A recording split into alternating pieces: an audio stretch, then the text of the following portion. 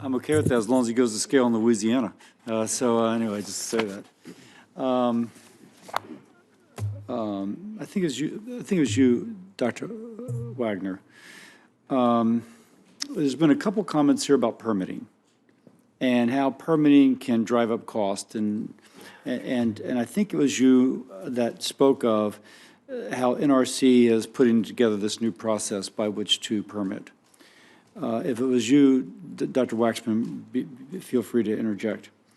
My staff tells me that, see if I get it here, that what NRC is doing is kind of layering on their previous process as opposed to coming up with a new system by which to permit.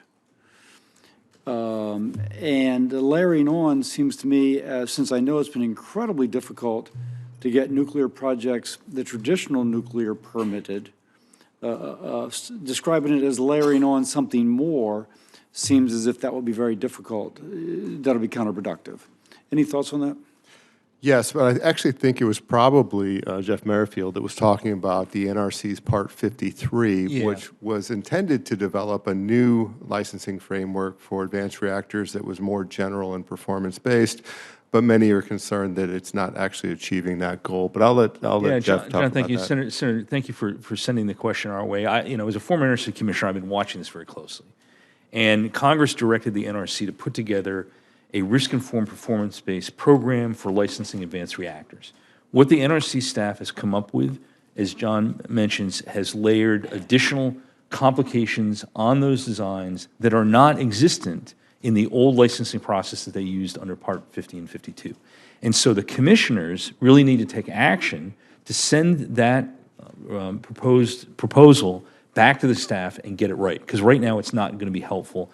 And most of the advanced reactor developers have said they're not going to utilize that framework if it comes out as currently envisioned. I'm sorry, now if they don't use the framework's not mandatory to use?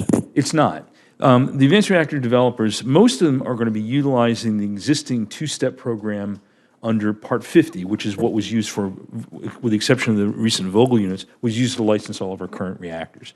And there are examples, I think Kairos is a good one, where that program is working well, where the NRC staff has been able to move it through. But even with Kairos, which has moved, I think, overall smoothly, the back end of the process, after the staff has already made a technical assessment that the reactor design is safe, the mandatory hearing process and how it's going about doing that with the commission and the advisory committee for reactor safeguards is laborious and non-transparent. So there's work there to be done as well. It begs the question, since you're a former commissioner and you obviously care deeply about this, why wasn't it changed when you were there? Are there some obstacles? I'm not accusing, I'm just asking. Are there some obstacles to changing this? Well, admittedly, my tenure ended in 2007 before we had a gleam of what we've been seeing today. But, we had to do this very same thing when I was there under Part 52. Part 52 was the two-step, was a one-step licensing program that was used for the summer units, which have now successfully gone online in Georgia.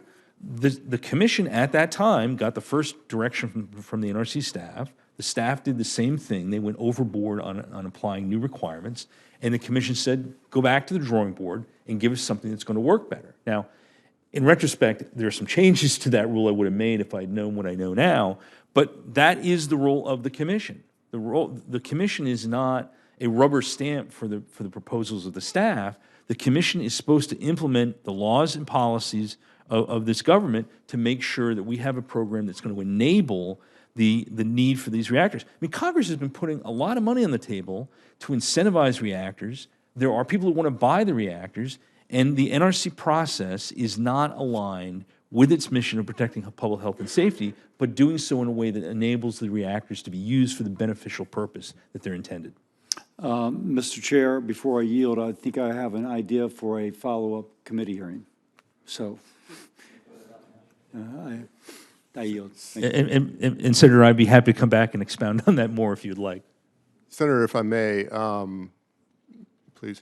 Sure. The mandatory hearing, the uncontested mandatory hearing, just one example that Jeff Merrifield just referred to, that does require statutory changes. The NRC are implementing against the requirements that they have, and that includes an uncontested mandatory hearing. So statutory legal, legislative changes are necessary.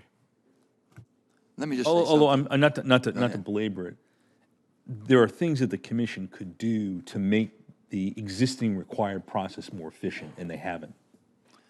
I agree with